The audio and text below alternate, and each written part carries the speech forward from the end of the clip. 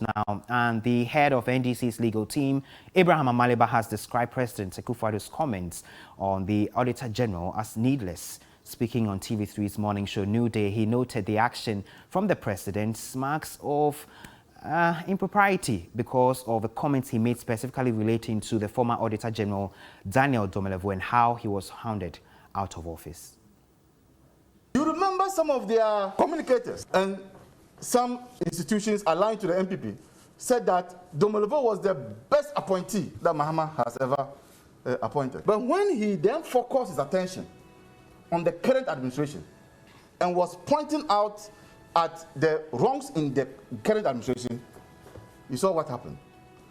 I am saying that the biggest challenge that we have in this country in our quest to fight corruption is Akuffo Addo himself. Look at the comment he made against the Auditor General. Why do you say that? He is not interested in people who are determined to fight corruption. He fights them. I'm saying that Mr. Domelevo is not in office. When he was in office, we exalted him for most of the work that he's done, including you media. I mean, even though with regards to matters of crew association, even though the Supreme Court had made a clear declaration on that, I mean, we even had sections of the media making it look like or appear like government was still at a vendetta or a witch hunt, which was not true. Bottom line is that this man has done a work. But for the president mentioning it, which media station really reported it. So what the president did was actually to say that beyond, say, Mr. Domelevo or beyond whatever, we have also competent people, equally competent people who are also managing the affairs of our audit service. Let's speak now to a member of a Public Accounts Committee, Dr. Clement Park. He is also the MP for Bilsa South. He's been contesting the claims by the president that the acting Auditor General, Johnson Ekuama, has done what his predecessor, Daniel Domelevo, could not do. Thank you, Mr. Park, for joining us here on Midday Live. Now, some will say, for example, that the president is the one who appoints these individuals, and he's also the same person who has the power to disappoint them in some instances. Are you saying that in his current capacity as the appointer, he doesn't have a clear view of the operations and the conduct as well as the work of the Auditor General to make a judgment as he did? Well, first of all, let me say good afternoon to you and to listeners. And I'm speaking to you from Tamale. Right. I'm on the way to my constituency and to be back to Tamale for the sittings of the Public Accounts Committee. Great. They say the shortest answer to your question is no. Okay. The Auditor General is somebody whose position is catered for by the Constitution of the Republic of Ghana. And the work and responsibilities of the Auditor General are spelled out.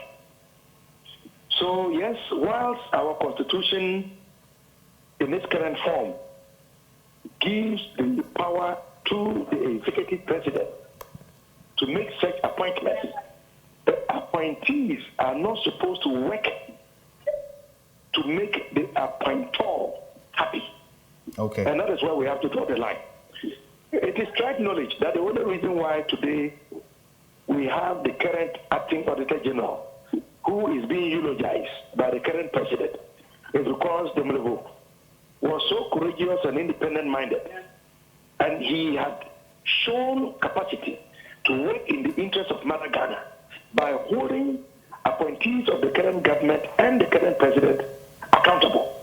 And therefore, he became a thorn in the flesh of Akuffo Addo and Bawumia. So they had to do whatever possible to get rid of him. But be as it may, getting rid of him, yes, you use whatever means, crude means, as I would describe it, to get rid of him. But to then try and denigrate him, to suggest that your poodle, the poodle that you have appointed to represent us as Auditor General, is doing better than the one who was working in the interest of Mother Ghana, cannot be accepted. Because first of all, every Auditor General has done what the president is seeking to praise Mr. Johnson for. And in fact, it is only Mr. Johnson who was unable to deliver audit reports to Parliament as required by law. 2019 Auditor General's reports, which should have been delivered in June 2020, were delivered in October 2020. So on what basis do you praise him? If not because you want to find a means and a reason to confirm him, because you are comfortable with the work he is doing, but you believe that he will not go after you and your officials. This is the issue. All right, thank you very much. Dr. Clement Appak is MP for Builsa South. They're speaking to us, also a member of a Public Accounts Committee.